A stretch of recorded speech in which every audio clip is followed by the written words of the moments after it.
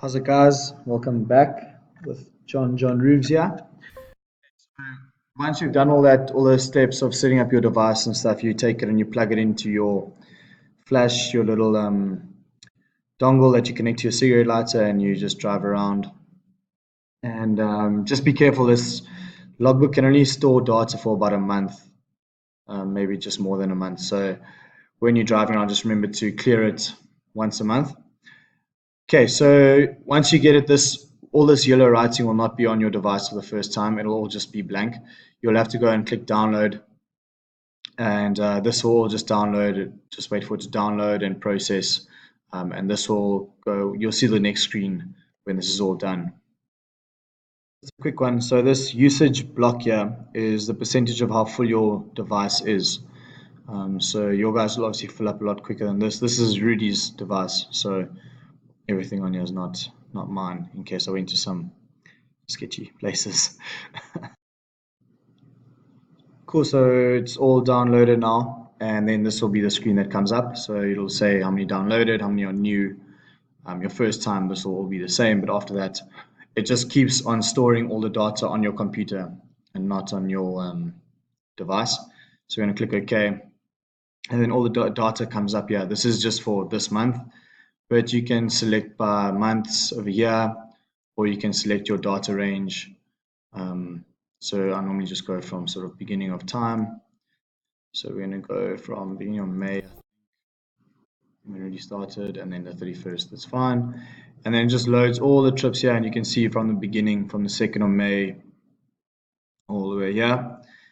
And then you can select all of them on the side. You can just click and hold, and it'll drag all, and that's all your trips.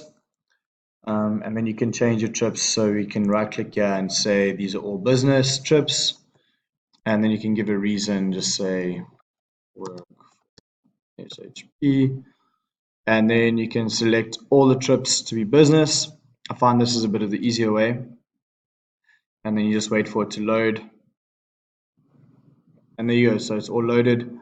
So that means all these trips are business.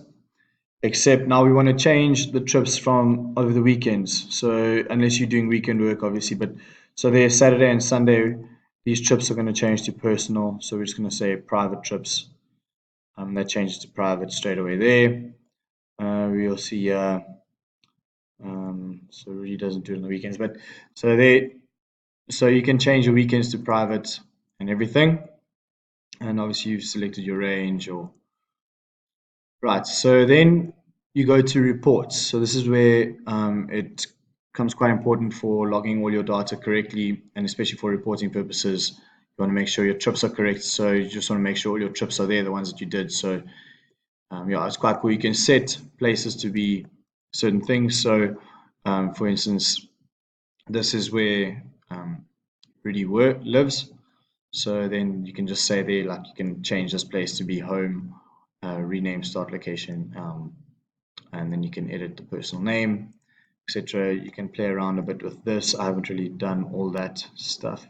So like Epping Industrial would be work, etc. Okay, so yeah, we're in reports, and then there's summary. So you can select your date ranges, your years, sorry, detailed. But the main one here you want to do is a custom report. And then you're going to go PDF or XLS, that's an Excel sheet. And then you're going to select your date range. So we're going to select from 1st of May to the 31st of July. And we're going to select all. And then, yeah, you can include cost per kilometer. So that's quite a cool one. I'll show you how to set that up now. So we're just going to wait for this Excel to load. Cool, so it opens up like this, and as you can see here, each 2 lines is 1 trip. That's the start location, that's end location, that gives the reason for the trip. Once again, start location, end location, start location, end location, start location, end location. So here's your cost per kilometer. We ran on £3.29 per kilometer, and this is your business kilometers. So as you can see, your private kilometers is 0, business kilometers is incremented over here. And this is the start of the odometer reading and the end of the odometer reading. So if you keep it in the whole time without taking it out, this should link up with your odometer reading. But obviously, Rudy's taken his out over weekends. Um, Except for the one weekend over here, you can see, yeah, he kept it in, and it says 0 for business kilometers, and yeah, it gives the amount for private. But now you must be careful because these amounts are still um, included. Yeah, so you must just make sure when you don't tally it up that you include that. So I'll show you how to do that now. When you set up the report correctly, you will be able to just use this total amount over here, and then your private trips will be 0. But because we included the private trips, we're going to take this amount, and you can just times that by 3.29, and that should give you the total amount that you can claim back. One of the easiest ways for the reporting for just the business is to go custom, and then you just, where you do that same thing, you just only include business trips, and then it won't include any of your private trips that you've set as private on your data over here. So you must just make sure that this data is all correct. Yeah, you can also set your mileage. So you go, sorry, I'll go back. So yeah, you go to the vehicle tab and you click on mileage, and then you just include. So you just go plus, and this is all fine. There's a start date, description, and then you must just make your value. So yeah, we are 3.29, 29, and then you save it. Description, work, cool, and then that's your one. So we already have one over there, so we don't need this one, but yeah, so you'd make sure you have one.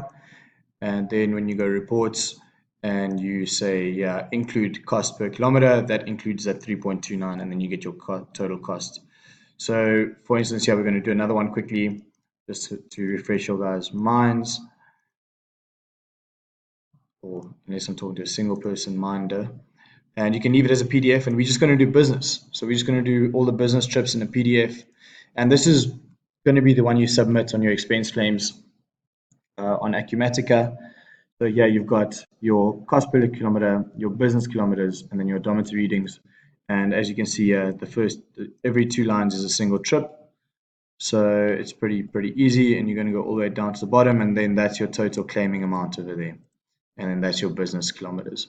So the thing they're going to check on the expense claims is these kilometers correct, and are there any weekends included, and then this total amount. So it'll just mainly be your kilometers. So it's just correct to get all the data set up initially on here, and then that's pretty much it.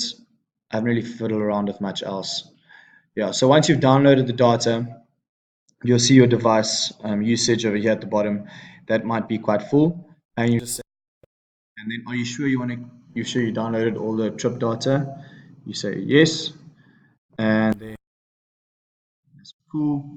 And then your device is now clear for your next trip. And next time when you plug in your device, it'll just reload the data on top of this data. So then this data will lie at the bottom, and it'll be blue or green, whether you just describe it as business or private. And then the new data will be orange, and you just say which ones are business and private. And yeah, thanks for coming to my TED Talk.